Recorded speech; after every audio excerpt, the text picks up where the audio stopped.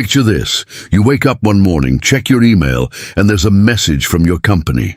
It's polite, professional. It thanks you for your years of service. And then, buried in the third paragraph, it tells you that your role is being restructured. You're not being replaced by someone younger, not by someone overseas. You're being replaced by software, a system that doesn't sleep, doesn't take breaks, and can do in 3 seconds what used to take you 3 hours. Goldman Sachs published a report estimating that AI could automate up to 300 million full-time jobs globally. Not in 50 years, in the next decade. That's nearly the entire working population of the United States and Europe combined. And here's the part that makes this feel like a gut punch. That same week, the people who own that software got significantly richer. Not a little richer. We're talking wealth that compounds every second, every time that AI runs. While you update your resume, what side of that transaction do you want to be on? Because right now, most people are on the wrong side. Not because they're lazy or unintelligent, but because nobody ever explained what is actually happening to money, work, and power in this new economy. That changes today. For generations, we were taught a reliable deal. Work hard. Build skills. Trade those skills for income. Do that for 40 years and you'll be okay. It was an honest exchange. Your time and expertise for financial security. But here's what nobody told you. There was always a third party in that deal, silent, patient, watching. While workers traded time for wages, a small group of investors and executives were quietly building ownership stakes in the systems those workers depended on. Every factory floor, every software platform, every logistics network, someone owned the infrastructure. And that owner collected a cut of every transaction, every shift, every hour worked. They didn't need to clock in. Their money worked for them. AI hasn't created this dynamic. It has turbocharged it to an almost unimaginable scale. Between 2020 and 2023, the combined net worth of the world's 10 wealthiest people doubled from 700 billion to over 1.5 trillion. During the same period, real wages for the average American worker barely moved. Same economy, completely different outcomes. The uncomfortable truth is this. The rules of the game were always written by the people who already had capital. School taught you to be a great employee. Nobody taught you how to become an owner. Let's make this concrete, because abstract ideas don't change behavior. Real numbers do. The shrinking pie slice. Think about the economy as a giant pie, representing all the wealth being created. For decades, workers captured a meaningful slice. Not always fair, but real. But when AI enters the picture, themeth changes brutally fast. In 2024, Swedish fintech giant Klarna announced that its AI assistant was doing the work of 700 human customer service agents, handling 2.3 million conversations in its first month alone. Klarna's CEO announced they would cut their workforce from 5,000 to around 2,000 employees. The company's valuation, plumbing back toward a 20 billion IPO, 700 jobs gone, billions in value created. Tell me again that this doesn't affect you. That's not a glitch. That's the model. And it's being copy-pasted across every industry that involves processing, routing, or responding to information. McKinsey estimates that by 2030, up to 14% of the global workforce may need to change occupational categories entirely due to automation. That's roughly 375 million workers forced to retrain or be left behind. For context, that's more people than currently live in the United States, the two groups capturing everything. Here's where most people stop thinking, and it costs them. They see this as a story about job loss, but the bigger story is about where the value flows to. Because AI doesn't destroy wealth. It redirects it. Group 1 is obvious. The founders, engineers, and venture capitalists who built these systems. They are building dynastic wealth at a pace history has never seen. Group 2 is quieter, less discussed, and far more accessible to ordinary people. These are the investors, the people who own even a small piece of the companies at the center of this transformation. If you had invested $10,000 in Nvidia in January 2023, by the end of 2024, that investment would have grown to approximately $85,000.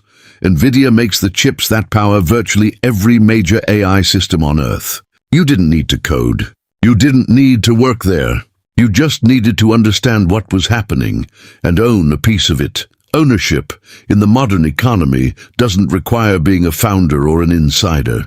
It requires a brokerage account, clear thinking, and the discipline to act like an owner rather than a consumer. Here's what we haven't talked about yet. And this is the part that will actually make you angry. The companies automating your industry right now, they're using your data, your behavior, your emails, your work patterns, your search history, all of it fed into the machine that is replacing you. You didn't just lose your job to AI, you helped train it. So the real question isn't just how to survive this, it's how to get paid back. Here's the deeper truth that ties everything together. Every major technological revolution in history has been, at its core, a massive transfer of economic power. Not a creation, not a destruction, a transfer. And in every single case, the people who understood the transfer early and positioned themselves on the right side of it built generational wealth. During the Industrial Revolution, factory owners didn't just become rich from their own labor. They became rich by capturing the productivity of thousands of workers through ownership of machines. Today, tech giants like Microsoft, Google, Amazon, and Meta are doing the same thing, but at planetary scale and at the speed of software. Sam Altman, the CEO of OpenAI, has openly said that AI could eventually replace most human cognitive labor. His company is valued at over $150 billion. He's not warning you, he's describing his business model. The top 1% of Americans now own more wealth than the entire middle class combined. And the primary driver of that gap widening over the last decade. Asset ownership, stocks, equity, the things that go up in value when technology improves productivity. The middle class traded time for money, the wealthy traded money for ownership. One of those strategies compounds, the other one doesn't. There is a deeply psychological reason most people never make the switch from consumer to owner. It's not laziness, it's not lack of intelligence, it's something behavioral economists call present bias, the tendency to value things available right now far more than things that compound over time.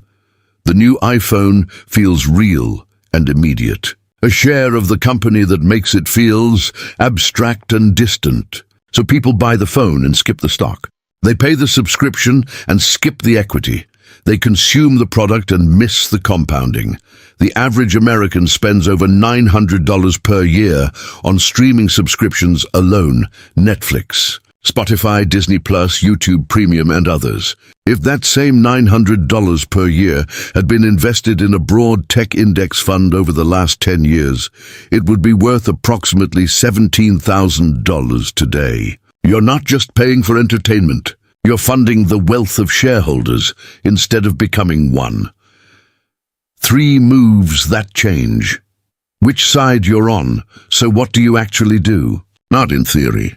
Right now, move 1. Audit your skill exposure. Ruthlessly ask yourself with brutal honesty, does my income depend on processing information or on human judgment and trust?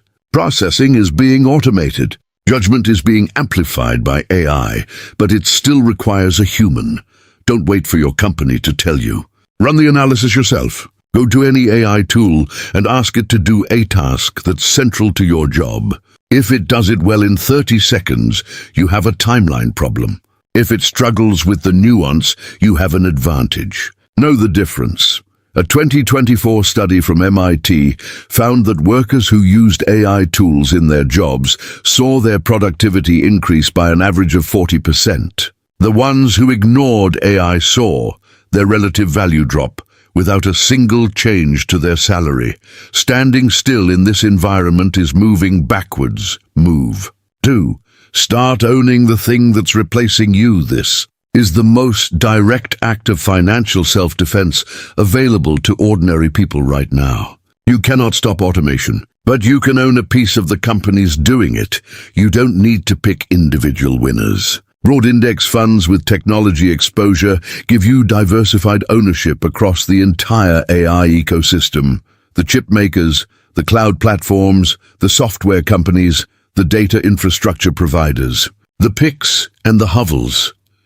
During the California gold rush of 1849, most miners went broke. The people who got rich were the ones selling equipment, food, and supplies to the miners. Today's equivalent. Nvidia sells the chips, the shovels. Microsoft, Amazon, and Google sell the cloud computing power, the mining infrastructure. These companies profit whether any individual AI company succeeds or fails, because everyone needs the infrastructure. Move 3. Become the human in the loop, not the loop itself, the EE. Most AI-resistant professionals are not the ones who avoid technology. They are the ones house it to do what only humans can do better, make consequential decisions, build real relationships, interpret complexity, and take accountability for outcomes. Your goal is not to compete with AI.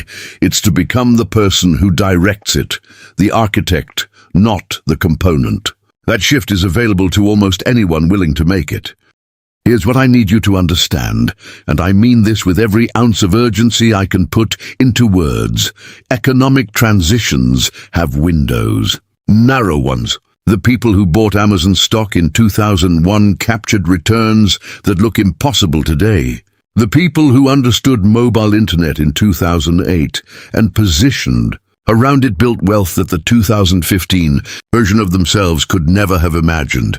We are inside one of those windows right now. AI is not coming. It is here. It is running. It is compounding. And the distance between those who own a piece of it and those who simply use it, or worse, those it replaces, is going to widen every single year. Anthropic, the company behind Claude AI, raised $7.3 billion in a single funding round in 2024. OpenAI is valued at over $157 billion. Nvidia crossed a $3 trillion market cap. This wealth didn't appear from nowhere. It was transferred from labor to capital, from workers to owners, from the many to the very few. The question is whether you are going to participate or just watch. The AI revolution is not a threat to be afraid of. It is a transfer of wealth to be positioned for. Every day you wait. Every month you stay purely on the consumer side of this equation. The gap grows. The window doesn't close all at once. It narrows slowly, and then one day you look back and realize the best entry point was 3 years ago.